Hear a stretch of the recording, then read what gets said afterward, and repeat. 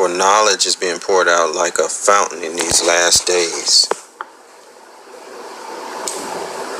Emmanuel Bowen, royal mapmaker in 1747, shed light by revealing through the internet this map of Negroland. So you need to Google this when you get the time. Maybe even print it to place it on your wall. Psalms 83:1 speaks of the hidden ones and that the nations would conspire against Israel and use crafty counsel so that Israel would never become a nation.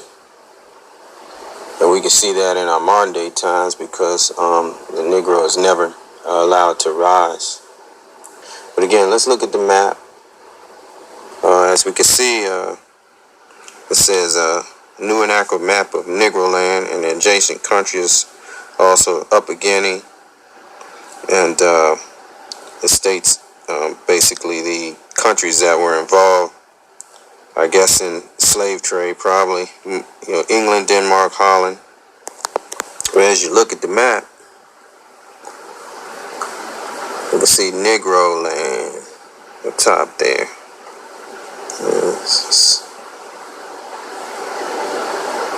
Okay, and what this shows that's so significant to us is, if you can't see that, you see the kingdom of Judah, in which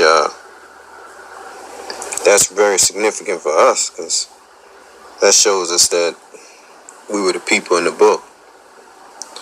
And notable is the fact that how we basically ended up there is that we from the main point is before the transatlantic slave trade, Negroes migrated and also were exiled to West Africa. And we were the descendants of the Portuguese black Jews of Spain and Portugal. And that is why we're called Negro.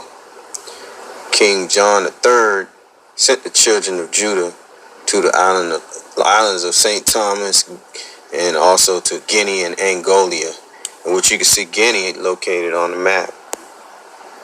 That's Guinea there. Okay. So the parents that did not convert to Christianity died in the Inquisition, which was, if you Google auto da fe, it's they basically tortured people to death, that wouldn't convert.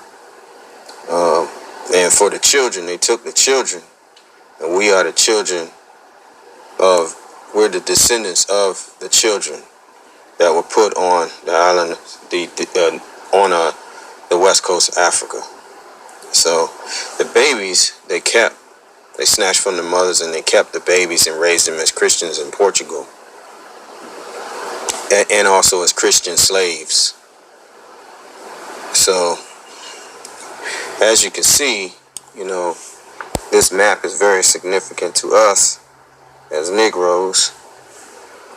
And interestingly, the Europeans that call us niggers, where they get that term from, they got it from the Niger Delta, which is noted on the map as well.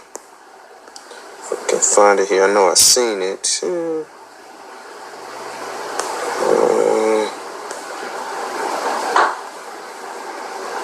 But when you get a chance, kind of scroll through the map. It's on here. But anyway, important thing to know is that we need to keep the commandments of the Most High Yah to the best of our ability. Yeah, that's where the Niger River is, if you can see it there. Just kind of take a good look. It's just above the word land by Negroland, Niger River. So that's where they got it from. And I think in Acts 13:1, that's what they call Simon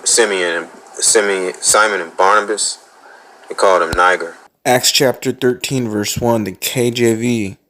Now there were in the church that was at Antioch certain prophets and teachers, as Barnabas and Simeon that was called Niger, and Lucius of Cyrene, and Manin, which had been brought up with Herod the Tetrarch and Saul.